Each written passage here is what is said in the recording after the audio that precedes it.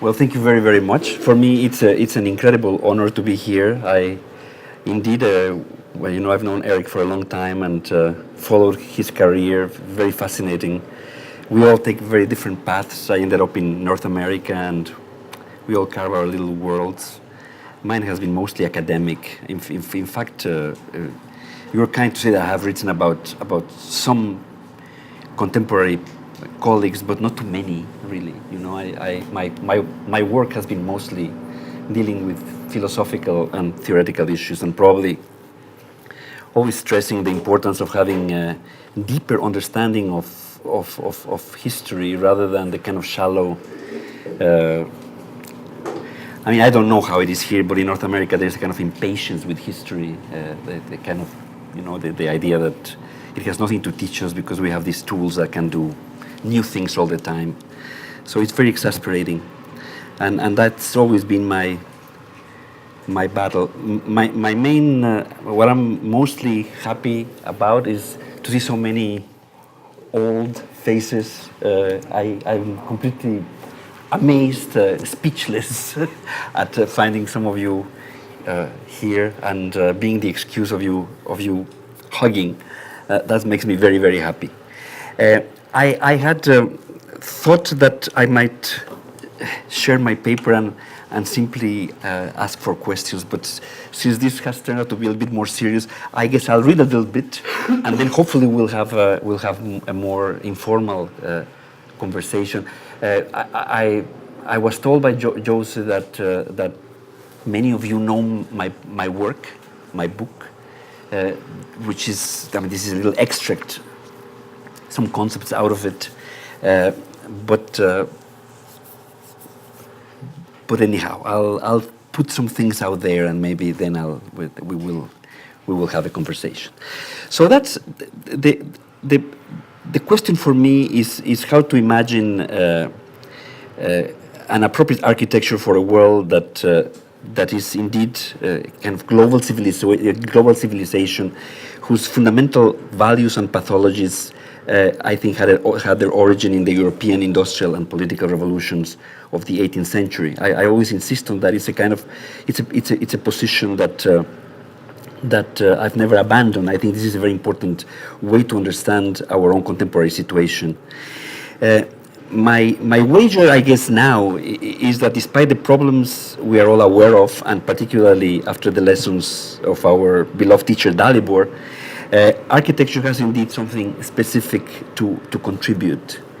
Though, of course, it's not easy. And I think we are all, that's what we all struggle with. The position I tried to put forward in this previous book, and as Eric pointed out very, very intelligently, this little paper actually is like a bridge between this older book and this new book that is just coming out. And of course, in the way I work, these books don't happen overnight for me. They happen once every 10 years or 12 years, so they keep building up. But my wager at this juncture is that architecture has something specific to contribute. And what I want to say is comes from this previous book. The way that I framed it, particularly in that context, is that it is my hunch that it can embody both seduction and compassion. Allowing for beauty to coincide with justice, and that for me has become, of course, very, very crucial. The question of the common good, creating appropriate atmospheres and opening up communicative settings for cultures.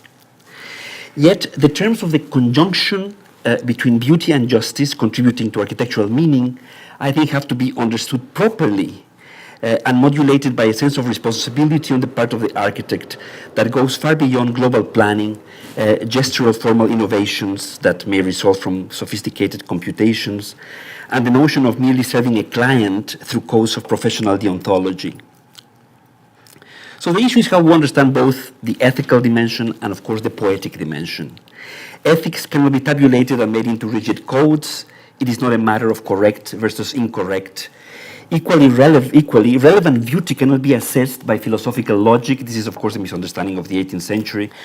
Understood as the very possibility of perceptual meaning or sense in architecture, it concerns emotion and longing, a seductive and even terrifying quality, destabilizing through its novelty, yet also recognizable as familiar, and thus capable of bringing about an attunement of human life with cultural and natural orders.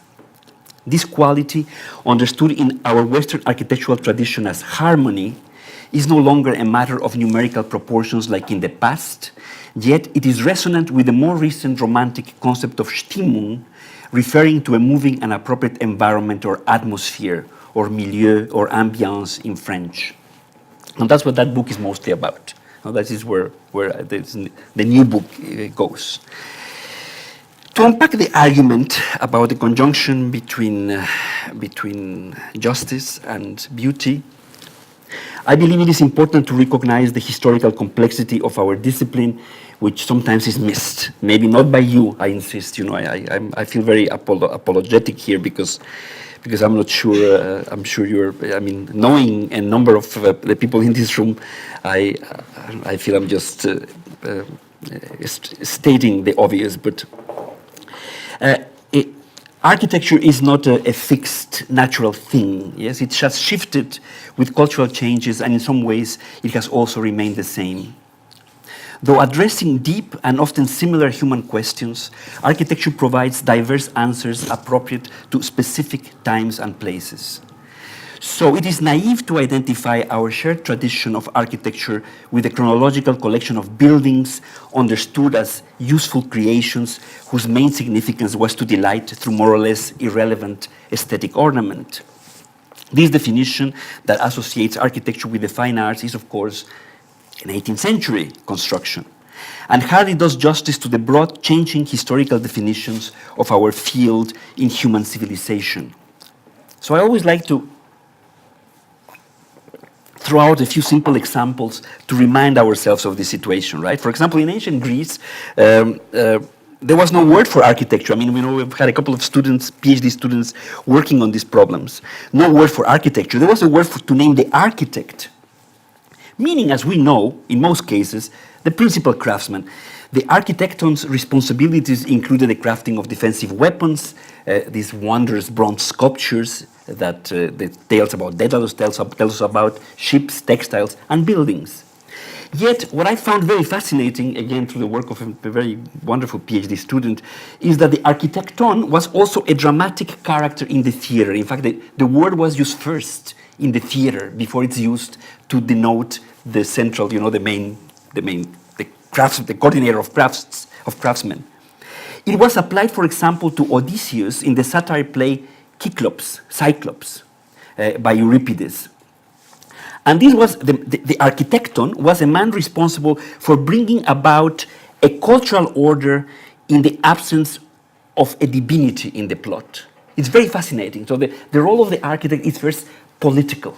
Yes, once we are, and I find it fascinating, because if you think about Nietzsche and the absence of gods today, there is something very poignant about this idea of the architect's role being political, opening up a space of order for society before building, actually. He also built things, but this is the main role.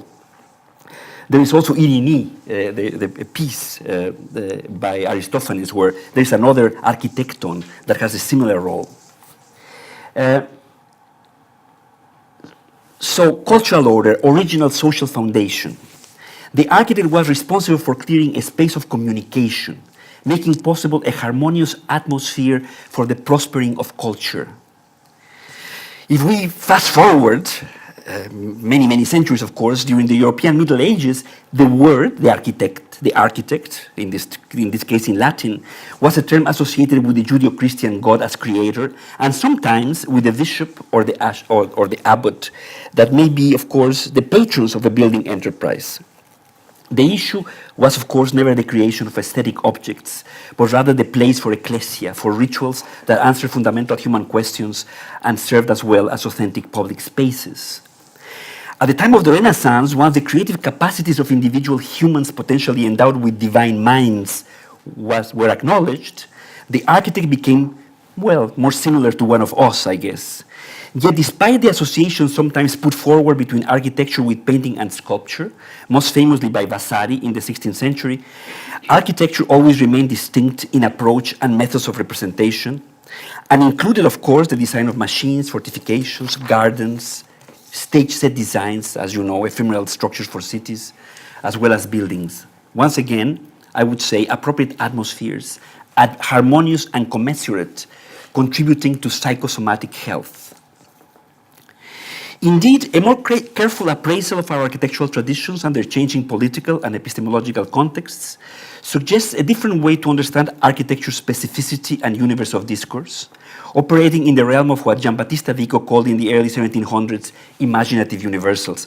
And this is one of the questions that I always wanted to ask Dalibor. Maybe some of you can answer here. Why didn't he like Vico? Maybe you can tell me. I've always been very fascinated by Vico. Architecture may then be understood as a discipline that over the centuries has seemed capable of offering humanity, through widely different incarnations and modes of production, far more than superfluous pleasure or a technical solution to pragmatic necessities. Architecture is manifest in those places that speak back to us and resonate with our dreams while enabling our actions and cultural habits. It incites us to real meditation, to personal thought and imagination, opening up the space of desire that allows us to be at home while remaining always incomplete and open to our personal depth, unveiling a glimpse of the sense of existence and revealing our limits. My discussion leads by necessity to the valorization of the poetic imagination of the architect. This is, of course, a controversial position when one seeks the common good in our world of complex, interrelated environmental problems, in which planning and democratic consensus seem to be the obvious answers, but I'm convinced that they are not. In other words, from my point of view, to speak of architecture as a mere product of social or economic forces misses the point. While granting the collaborative nature of our discipline, a personal imagination with deep cultural roots has been at work in the most moving architecture from the past. As I have suggested in my writing, the products of architecture in the Western tradition have often included more than buildings. This genealogy, which I already evoked, started with the Daedala of classical antiquity, named in the Homeric poems and in the Theogony by Hesiod, the objects eventually attributed to the mythical Daedalus, and that included all these artifacts that we've enumerated. What these artifacts had in common was harmony. They were all well articulated, like a human body, all having been put together from small parts through carefully crafted joints, which is the etymology of harmon. Vitruvius continued this tradition in the first architectural theory text. As you know, he includes sundials, machines, and buildings as the three main products of architecture, all capable of meaning through a mimesis of the cosmos, reflecting through their inherent order the star dance of the heavens. The Greeks qualified all these artifacts made by the architect as thaumata, because their main purpose was to convey wonder, fear, and admiration, a form of beauty grounded in eros, ultimately sexual desire. Thus, Vitruvius declares that besides solidity and commodity, the main quality of architecture is venustas. This has been translated, as you know, as beauty very often. But the Latin also had another word for beauty, which was pulchritude, more connected to hygiene. Vitruvius used venustas deliberately, clearly to connote the quality of Venus, Aphrodite for the Greeks, the goddess of love. Thus, architecture must be able to seduce and, by inspiring desire, make evident to the inhabitant the significant yet limited and finite nature of the space of human dwelling. This was still clearly understood during the Renaissance by most architects and theoreticians. It is a quality altogether different from formal composition in the sense of modern aesthetics. Renaissance architects created veritable wonders, created from drawings, literally understood as magical images governed by proportion and geometry, manifestations of a human imagination that had gained independence from divine will to propitiate a good life in a dangerous world where nature was not mechanistic and everything was linked through sympathies and antipathies. We're talking about here, of course, pre-modern times, right, before Galileo. Architecture and human environments sharing this intentionality, I think, have also been conceived and built after the Baroque period and during the last 2 centuries. But this work, and this is probably what will occupy us during our questions, our dialogue later, usually appears as a practice of resistance, whether in exceptional buildings or often, and that has been perhaps my most a position that I've often maintained in the form of theoretical projects, against the more conventional understanding of architecture as either functional or ornamented building. The main point I would like to make is that what is crucial to architecture is not its capacity to communicate a particular meaning through some formal syntax, but rather the possibility of enabling places that complete us and let us dwell poetically and purposefully on earth. This recognition of wholeness occurs in an experience that addresses bodily consciousness with its emotions, its memories, its imagination and dreams. And like in a poem, its meaning is inseparable from the experience of the poem itself. It occurs in presence, in the thick, living present, never just a point. This is something that, of course, phenomenology tries to understand, and it is one of the central points, right, of Merleau-Ponty's understanding of how presence is given. That is first an attunement to our pre-reflective embodied consciousness through actions in the world, and only secondly, an issue of representation. The moment of recognition is embedded in culture. It is playful by definition and is always circumstantial. When successful, architecture allows for participation in meaningful action, conveying to the participant an understanding of his or her place in the world. In other words, it opens up a clearing for the individual's experience of purpose through participation in cultural institutions. In this way, architecture offers societies a place for existential orientation, and its meaning is bounded by time. Vitruvius, I think, provides a fantastic example when he describes the manner in which the theater, that paradigmatic ancient institution, for both the Greeks and the Romans, conveys its sense to the spectators as they participate in the event of the dramatic representation. We all know very well the circular plan of the building is mimetic of the cosmos, its 12 divisions generating the parts of the building that emulate the order of the zodiac, and proportional harmony is crucial. Yet, and this is where it gets, I think, very interesting, the meaning of the building is not given as an aesthetic experience in the reduced sense of modern aesthetics. It is not in the details, the materials, or our experience as visiting voyeurs.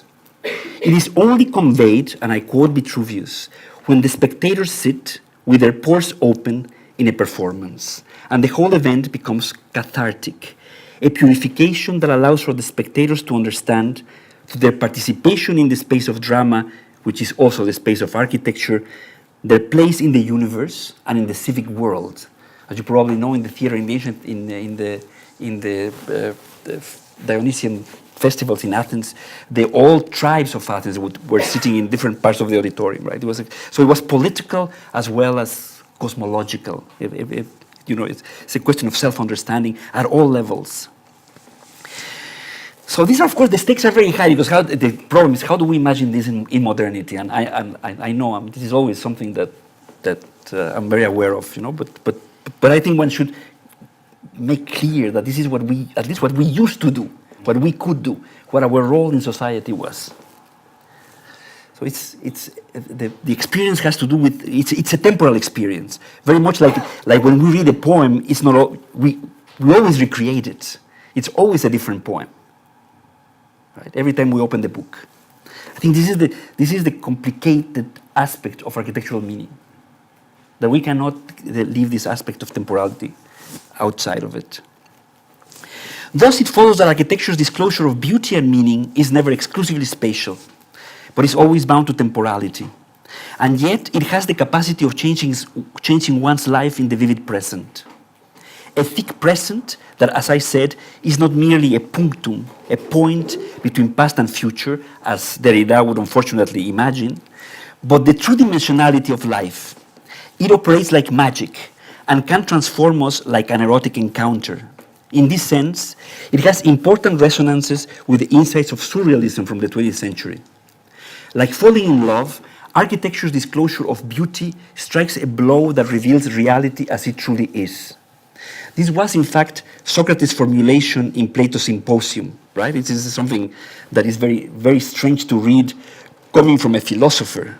You cannot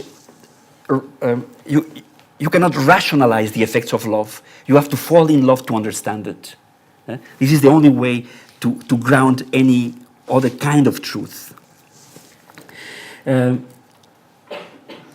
only experience that all humans truly know, says Socrates, right? Some erotic things. Providing a foundation for all further possible articulations of truth. Today, and this is perhaps what this new book gets more into, neuroscientists like Antonio Damasio affirm that emotion is indispensable for logical thought, corroborating an insight of traditional cultures which always associated feeling and not syllogism with true knowledge.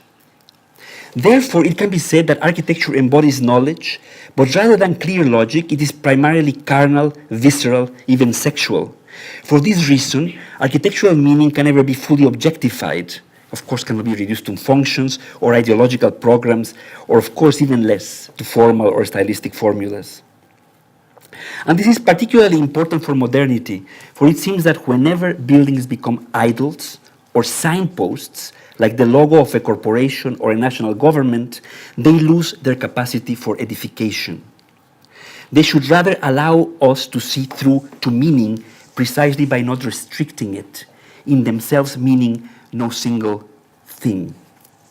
This is, of course, a concept that I take from Jean-Luc Marion, which is also very central for this other book, for Built Upon Love. Jean-Luc Marion is a theologian, a phenomenologist, actually a student of Derrida, but a profound phenomenologist. And he's written fantastic books. This question of the nature of artistic meaning, which he compares actually to the Eastern icon, yes, that allows you to see through to God rather than giving you the face of God, is something that I find very, very fascinating when we talk about architectural meaning. For the Built Upon Love, of course, this is he gave me really the clues that I needed to organize this argument that I will tell you a little bit more in a second, but about the centrality of love as a human gift. When Marion basically says that we make a mistake when we think of philia, of eros and of agape as independent, different phenomena. Because we always think of these things as having nothing to do with each other. You know, lust, my love for my children, or my unconditional love for others if I'm a Christian or a Buddhist. This really has, they seem to be at odds with each other, but Marion, and I really recommend this book, you know, if you haven't looked at it, it's now in English. When I wrote the book, it was only in French. But he argues that this is a misunderstanding, and that this should be that love is at the center of human experience, and that understanding how this all these aspects of love are connected is crucial to our actions. So it's very interesting.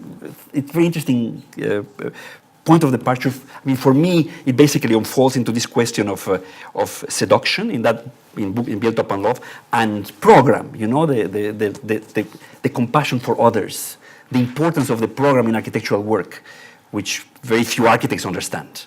I'm sure a lot of you do, but very few architects understand. They take the brief as something that is given by a client, not as part of the project, right? And that aspect to me is fundamental. If we're going to go beyond our limitations today, I think this question, taking seriously the program, and no matter how hard it is, because it's so often a political problem, right? how to deal with the question of the program, is as crucial as being very talented formally. So, I mean, for me, Marion is very central to this argument if you want to take a look at where the book comes from. Okay. So, following this reflection, perhaps I can clarify a little bit more what we mean by beauty. Of course, you know, you have, probably many of you have read Gadamer, so I'm preaching to the converted, but I'll tell you a little bit in my own words how I see this. And in fact, I develop it again a bit more in this new book. I think there's a lot to understand from this sense of the relevance of beauty beyond this aesthetic misunderstanding of the 18th century. So it's not really a formal category that could be ascertained through logic, right? This is a misunderstanding that comes truly from reducing the aesthetic aesthesis, which is a full emotional cognitive understanding of the world through embodied consciousness, to aesthetic judgment, to put it very simply. We take aesthetic judgment to be aesthetics, and that's really where everything goes, it becomes impossible, because that's where we cannot discuss what is beautiful and what is not. And this is what we inherit from the 18th century. It's, of course, you know, to understand this fully, you have to go through Baumgarten and then Kant and so on, but we won't do that here. But so what I think what phenomenology helps us to do, and now also what we call third generation cognitive science, these individuals like Ivan Thompson and Alban Noy, that are both neuroscientists and phenomenologists, and have actually taken up incredibly serious the phenomenological insights in order to be able to understand how cognition actually operates. What we take from them is the importance of this older understanding of aesthesis in the Greek sense. That is really this idea of a fully embodied emotional cognition. This is, of course, the experience that produces catharsis in the theater. Yes, in the theater, it's an understanding, but it's also an emotion, right? It's dance, music, the plot. Everything contributes to this self-understanding aesthetically. In Plato's Phaedrus, the experience of beauty, of course, is the vehicle for the soul to ascend towards truth. Pteros, Eros for the gods, provides the wings. Beauty is truth incarnated in the human realm. It is a trace of the light of being that mortals can never contemplate directly. In other words, it is the purposefulness of nature, mimetically reflected by an artifact and grasped by human consciousness. And now, human consciousness, over 80% of which we now know, because now we can, these neuroscientists are measuring these things. It's fascinating. I don't care about the measuring, but I like it because it provides an incredible rhetorical ground for the argument. 80% of which is pre-reflective. So it's not unconscious. It's pre-reflective. It's consciousness. Following from this reading of Plato, Gadamer has argued that while we can be deceived by what only seems wise, or what merely appears to be good, even in our world of appearances, all beauty is true beauty, because it is in its nature to appear. This is what makes the beautiful distinct among ideas, according to Socrates. This Platonic formulation is, of course, challenging in our time of cultural relativism, and of course, in the wake of 18th century aesthetic judgment. Indeed, it is easy to dismiss taste as merely subjective, participating in local, historically determined norms.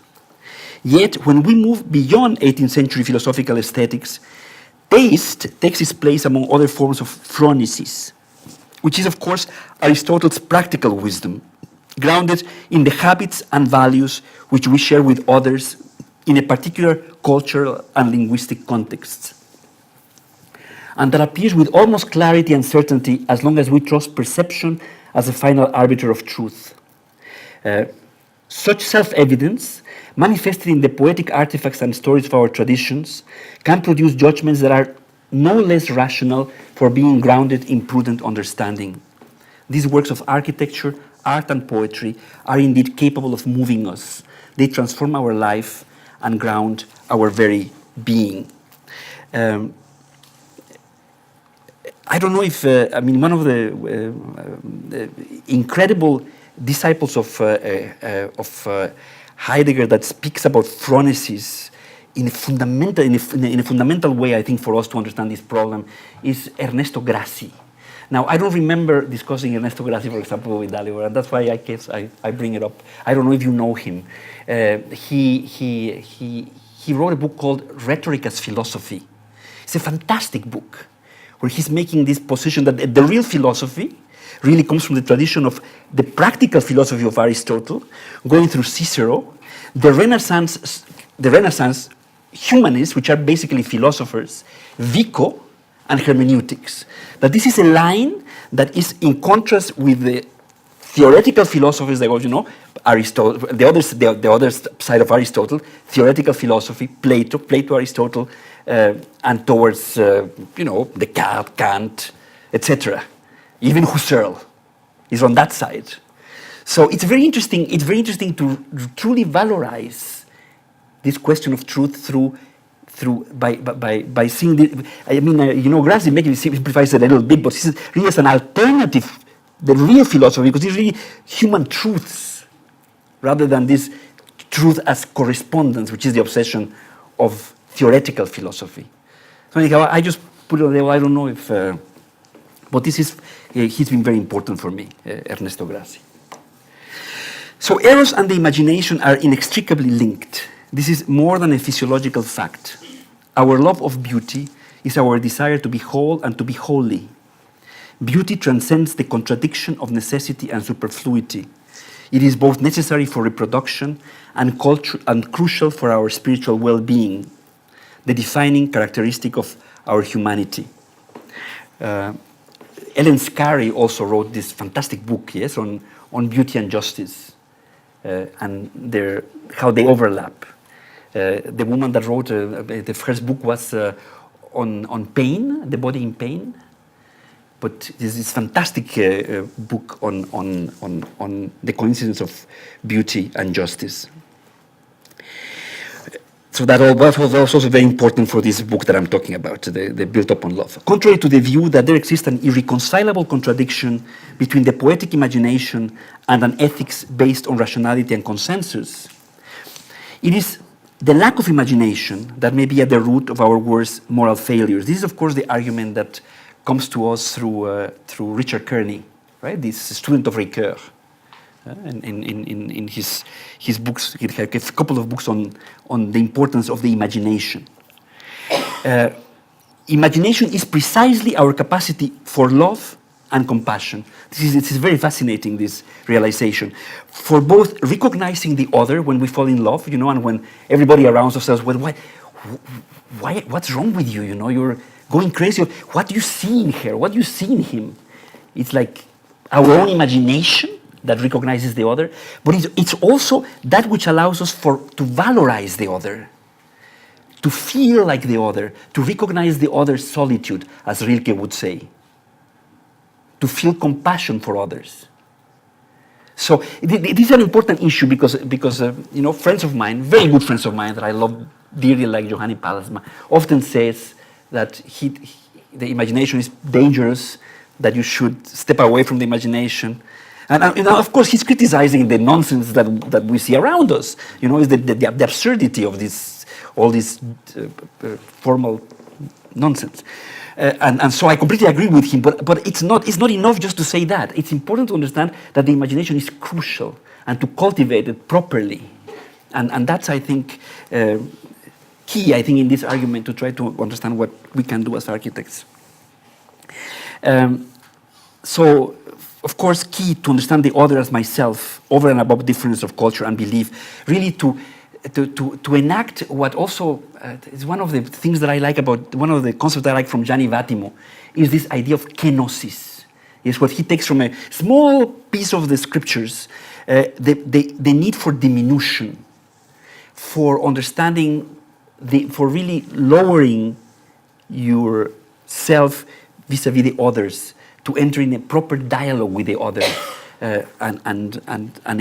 really, particularly when one is acting in someone else's culture, which happens so often in contemporary global practices. So this is why in this previous book I argue for building an architecture upon love, understood both as erotic seduction and as, one could say, brotherly compassion.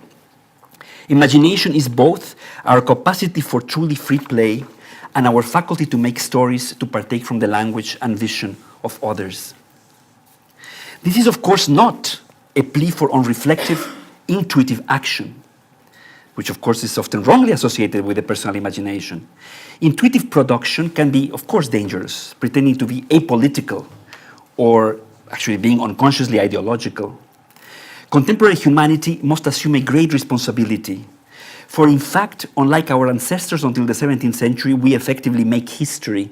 We have the technological tools to destroy ourselves and decimate nature, and this not necessarily through war. The technological project goes hand in hand with the self-evidence of human-generated change, which is really a particularity of the Western, originally Christian project that has become universalized. Thus, history, our diverse stories, as varied as our cultures, is what we share as a ground for action, together with an indeterminate, somewhat infirm, more than human world that appears forever fragmented. We don't share, like our more distant ancestors, a cosmological ground, a perception of the universe as fundamentally changeless, totality, limited and straightforward. And this is important, I think, because there's a lot of the arguments that are made to override history, and to extrapolate models from science. And I'm now 66 years old. I've been going through so many of these attempts to take models from science and extrapolate them to architecture. It's even boring. But this sometimes is excused by a claim that we are at the end of history. That there is no way that we can actually deal with the historical in a way that makes sense. And I don't think this is the case. So that's really part of why this argument is still important to remember. Only by grounding the architectural imagination in historical precedent through our words can it realize its capacity to create compassionately and negotiate the nearly infinite possibilities for production in view of our now real cultural diversity and in view of the proliferation of instrumental methodologies and on computer software, which, as you know, are capable of producing endless novelties. Contemporary philosophers often point out that infinite progress is impossible. The world and its resources are finite, and this by itself unmasks a fallacy in so-called sustainable development. And yet, to project architecture inherently means to propose, through the imagination, a better future for a society. It is inherently an ethical practice. It is a promise, and this should not be equivalent to a mindless search for consumable novelties disconnected from history. And so here I want to say a few more words about this. This is, for me, the crucial role of what I do, of theory, is really this position that it has to be based on historical interpretation. In fact, that's what I do in my books, so that it can further a better practice, an ethical practice. Theory, of course, is never a methodology or a set of instrumental rules. This is a misunderstanding, yes? It comes from the 19th century. The architect must act responsibly, and language, and I think this is key, plays a crucial role, allowing him or her to articulate a position. And this is, again, a problem that I deal with in this Built Upon Love, but I try to go even deeper into this problem in this new book. The role of the word in the making of architecture. The word is crucial for architecture. And the fact is that it has been generally disregarded since the early 19th century. While the 18th century was still big on linguistic analogies, the problem of expression, the moment we come to Durand and Beaux-Arts, it all becomes pictures, for better or for worse, either functional or nicely rendered pictures. But architects work with pictures. The image is equivalent to a picture. And this is a very important challenge. And we were talking last night with Dagmar that Ricoeur throws to us when he says that the nature of the human imagination is linguistic. What does that mean? I mean, we go in our drafting tables or now whatever we use, tablets, right? And it's pictures we deal with. The students are inspired by pictures. We get pictures in our newsletters. But there is something about the question of the nature of the human imagination as linguistic that I think is central. And I think there is a real issue here because there is a moment in the Western tradition that creates many problems, but also offers certain possibilities in my own understanding, which is really between Perrault, late 17th century, and beginning 19th century, which becomes fascinated with the linguistic dimension of architecture in many different ways, whether architecture expresses poetically, where it becomes a sign, but it's linguistic. And this drops completely from the picture. Yes? It can no longer be a cosmos. It can no longer be a mimesis of cosmos. That's gone after the Renaissance. Perrault says it's finished. But then there's this period where architects really consider this very seriously, and then disappears, with some exceptions. Like my dear friend John Haydock really struggled all his life to make these projects where he connected drawing with writing. They were theoretical constructions, right? But he was always working with that. So, and there are others, of course, he's not alone. But I think there is something there very important, and how that can inform real practice is, of course, a real issue. It's a very difficult issue. There's no easy answers. But I think this is a very important thing to think about. How the word drops out. Because the word is thought and the word is imagination. Obviously, this culminates in parametricism, right? I mean, that's the end of words. So it's frightening. The production of precise working drawings and specifications following building codes, potentially actualized through robotic fabrication, is obviously not the end of our social responsibility. And its transparency, operating through mathematical codes, creates a dangerous delusion. While we must grant that words and deeds never fully coincide, I believe with Steiner and with Ricoeur that this has to be celebrated rather than deplored. The so-called opaqueness of the natural languages we speak characterizes the very nature of human communication, which is never coincidental with the word of a God for whom to name is to make, which of course is being emulated by technology. Like the making of poetic artifacts, the possession of symbolic, multivocal languages is among the most precious gifts that makes us human, perhaps more precious than our approximations to an ideal scientific or mathematical universal language. This is what George Steiner actually speculates in this very, very famous book that you probably have read called After Babel. This is his main conclusion, is that even intralinguistically, like I'm sure, I'm Mexican living in Canada, you probably speak very badly English, but even if we speak the same language, you are translating what I am saying. There is no transparency, ever. Right? And this is what makes communication possible. So to try to get rid of it, which is the way that technology goes and all of this, it's a problem.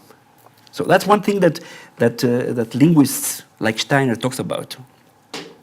Spoken languages are natural to man, part, as Merleau-Ponty, of the flesh of the world. And Merleau-Ponty wrote a number of essays about this that actually we never read with Dalibor either. It is very important essays by Merleau-Ponty on language as the flesh of the world that includes our embodied consciousness and its environment.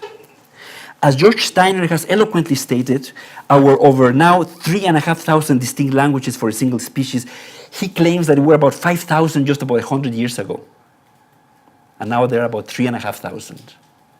So they're disappearing or transforming. It's complicated, this linguistic problem, because they don't really die, they mutate.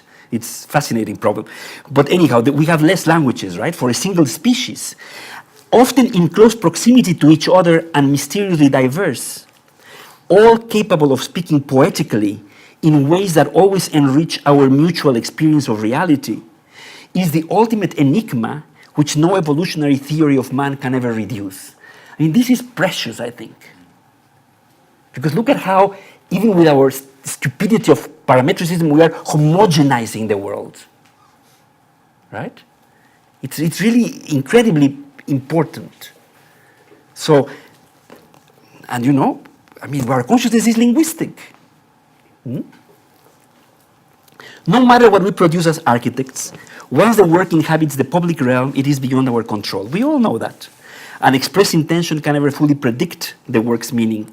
It is, of course, the others that decide its destiny and its final significance. Despite this apparent limitation, understanding that there is a phenomenological continuity between thinking and making, between our words in our particular language and our deeds, is still our best bet. What we control and must be accountable for is our intentions. Despite the usual saying dismissing good intentions in view of deeds, well-grounded intentions are crucial and rare in the modern world, and imply a whole style of thinking and action, a past life and thick network of connections with the culture, far more than what an individual is capable of articulating at the level of consciousness or through one particular product. This is the nature of an ethical practice guided by practical philosophy or phronesis, by prudence in the sense of Aristotle. Prudence is a rhetorical skill based on historical understanding, one that has little to do with formal descriptions and stylistic classification. It is essential for the development of a coherent praxis, to articulate a political position with regards to a given task. History in this sense provides guidance, since it engages alien artifacts to tell us their stories through interpretation, one that acknowledges as positive the potential bias implicit in the questions that are crucial for contemporary practice. This is, of course, essentially a history for the sake of the future, one meant to enhance our vitality and creativity, rather than one that may immobilize us through useless data and immoderate respect for the all for its own sake, or unattainable idealized models. This is, of course, Nietzsche, this very famous essay by Nietzsche that is still, I think, fantastic. You know, I always give it to my students. It says, don't read anything else about the philosophy of history. If you don't want, read this, you know, on the advantages and disadvantages of history for life. I think it's crucial. I don't think it can be said better than Nietzsche said it. The architecture and words that express the praxis of other times and places must be understood in light of relevant contemporary questions, yet with full consideration of the cultural context of their makers. Thus, the process of interpretation, appropriating that which is acknowledged as truly distant, makes it possible to render such voices into our own specific time and politics, rather than assuming some universal language at work or some progressive teleology. The aim is to read between the lines and with courtesy the world of the work and the world in front of the work, acknowledging that the human pursuit of meaning is present above other motivations. So I keep reading Vitruvius, you know, I have to tell you, you know, I always find something. Maybe I'm making it up.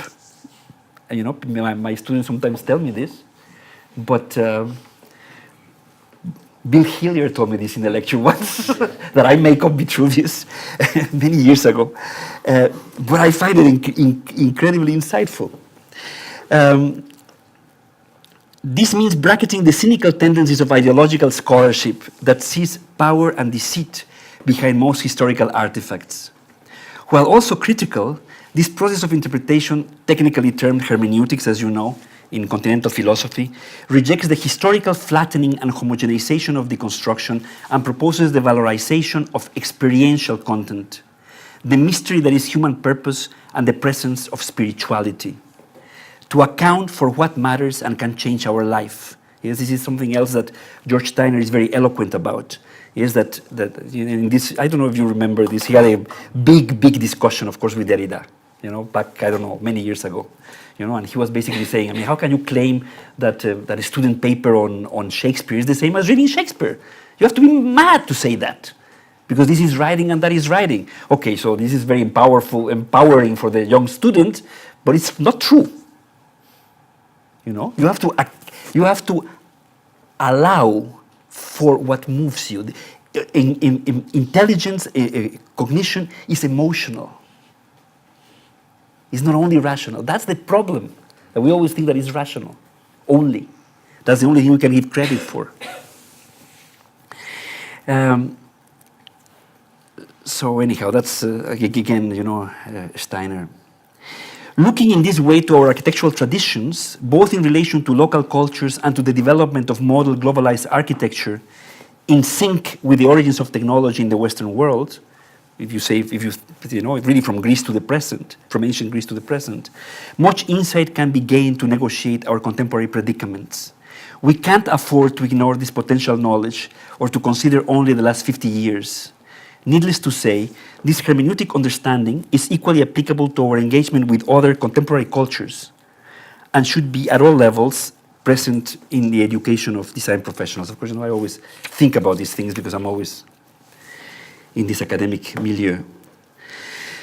The poetic and critical dimension of architecture, like other relevant artistic products, addresses the questions that truly matter for our humanity in culturally specific terms, revealing an enigma I always find behind everyday events and objects. I am certainly convinced that the stakes for change are very high. I mean, in that book, I kind of try to dot the I's a little bit more. I think that a lot of our contemporary pathologies have to do with the way that we construct our world. I think now that neuroscientists speak very eloquently about how consciousness is not only here, it's also there. It doesn't end in the skull. It's embodied and placed in the world. So that literally, people are talking about this. Your consciousness is also the world that you inhabit, where you act. It's a loop. So clearly, if we use GPS to come here, we don't look out anymore, and the consequence is that the city appears less pregnant with meaning. It's always like that. It's always slow, but we know with evolutionary biology now understands that culture plays a role, right? It's not just biology. Like we can drink milk because we've taught ourselves to drink milk. Otherwise, yeah, now it's well known. So this condition is I think it's very serious. The world seems to be happy with this kind of distracted novelty everywhere, right? But are we at peace with ourselves?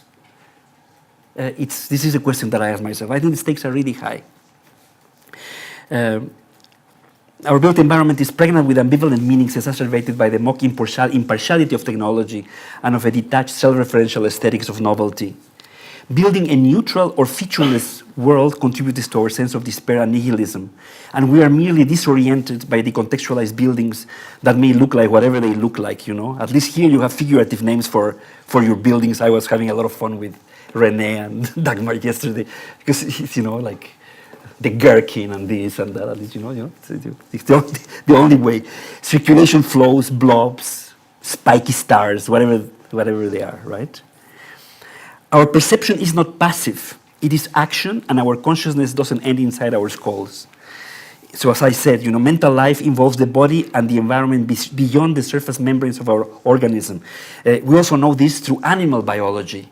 Now animal biologists tell us that we can even start to imagine the world of the dog or the world of the fly, because it all has to do with the morphology of the animal and the way it's oriented towards the world, and its particular sensorium, right?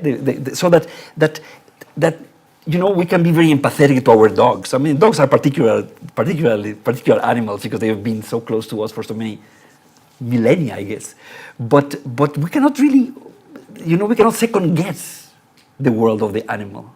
We just know that we share a lot with the animal, like, as Aristotle knew very well. Yes, we share much more with the animal than of course, modern culture often grants. So, but we don't know, but we know we cannot know the world. So, We are deeply affected by our environments. Self-referential buildings expressing no more than a marketable style, a technological process, or a single fashionable meaning play a crucial role in forming, if not increasing, our psychosomatic pathologies, and I think even our political conflicts. We need to question the assumed neutrality of techno-capitalism and the false values that often ground our way of living and producing such environment, the unceasing pursuit of ever more efficient means while always postponing an accountability of ends.